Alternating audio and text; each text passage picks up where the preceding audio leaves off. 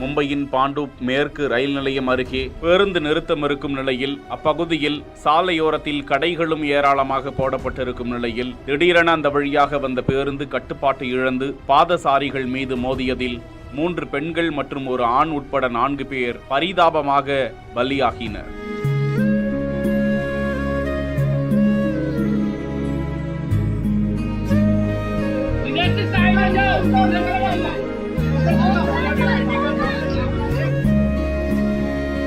விபத்தில் 9 பேர் படுகாயமடைந்த நிலையில் அனைவரும் மீட்கப்பட்டு அரசு மருத்துவமனைக்கு விரைந்து கொண்டு செல்லப்பட்டனர். விபத்தை பார்த்த சக பயணிகள் பதறி அடித்த சிசிடிவி காட்சி வெளியாகி இருக்கிறது. தகவல் அறிந்த மகாராஷ்டிர முதல்வர் தேவேந்திர பட்னாவிஸ் இறந்த 4 பேரின் குடும்பத்தினருக்கு மாநில அரசு தலா 5 லட்சம் ரூபாய் நிதி உதவி வழங்குவதாக அறிவித்திருக்கிறது.